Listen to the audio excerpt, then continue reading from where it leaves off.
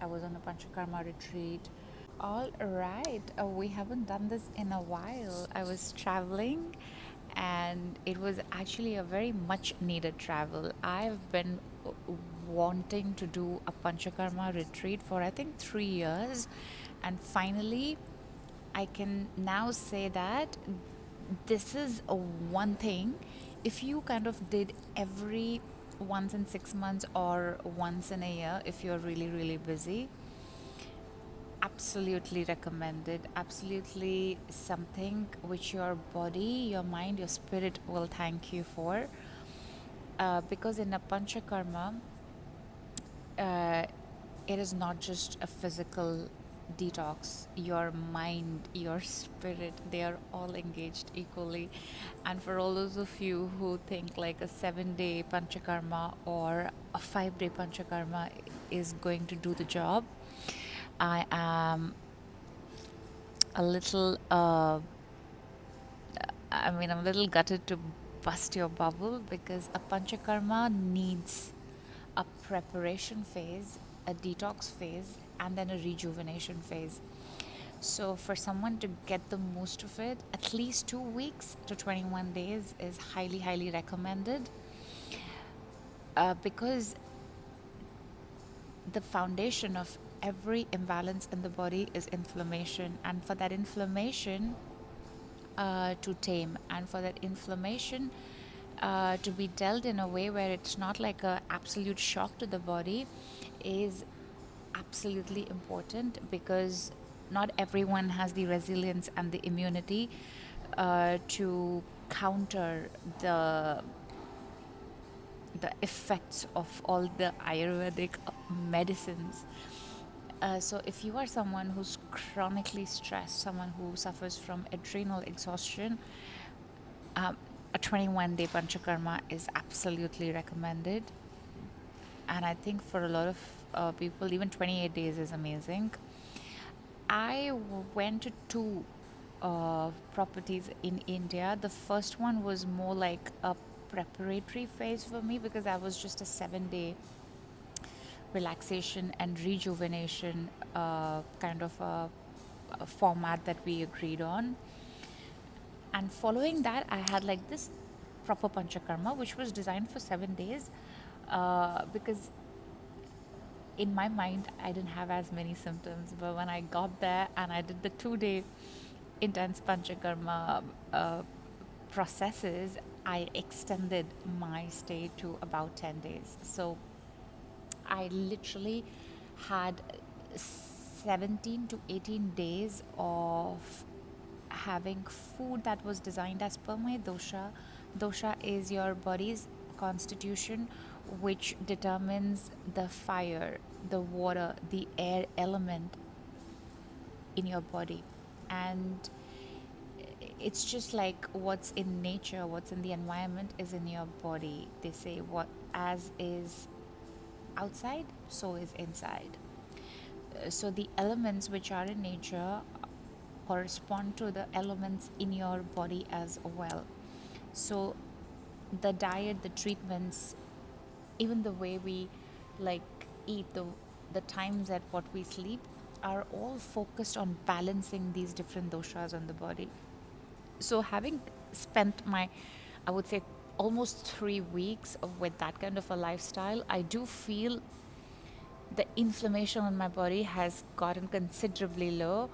Uh, but to my surprise, I thought I didn't have as much inflammation, because I do live like a fairly healthy life. I don't really uh,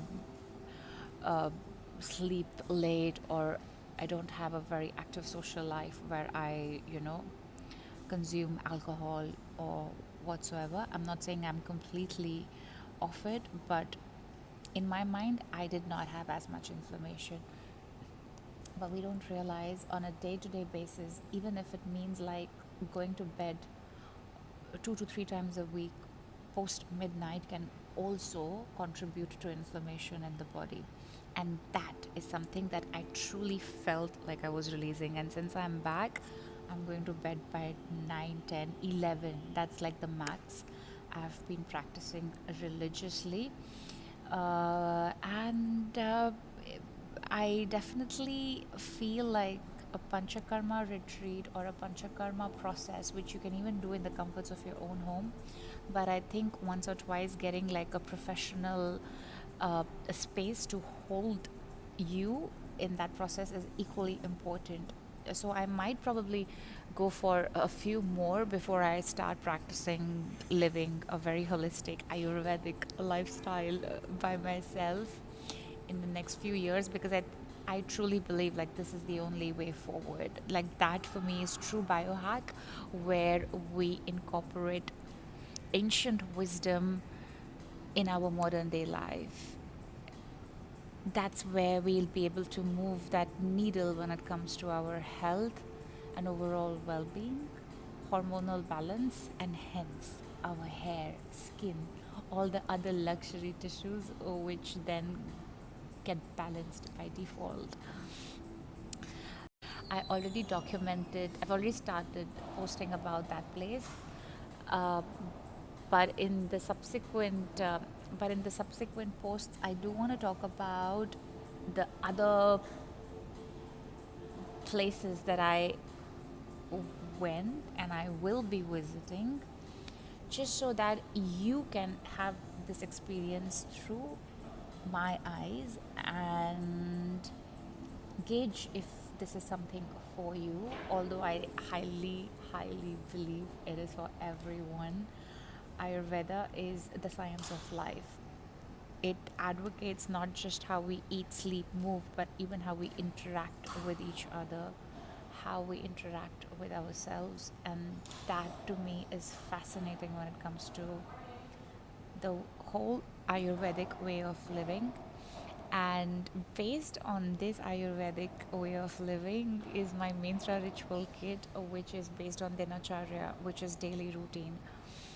Having coached women over the last 5 6 years, I've realized that most women not only lack this basic foundational practice of eating, sleeping, moving as per their infradian rhythm, which is also the menstrual cycle, but the disconnection from their own bodies and emotions are so strong that a daily routine, when integrated in our lives, can help us bring closer to this physical vessel, because your body is not very different from your mind and spirit. It is a part of you. So the easiest way to channel your emotional, your energetic frequency uh, is first by bringing your body in balance. And that, to me, is the whole concept of Dinacharya through Mantra ritual.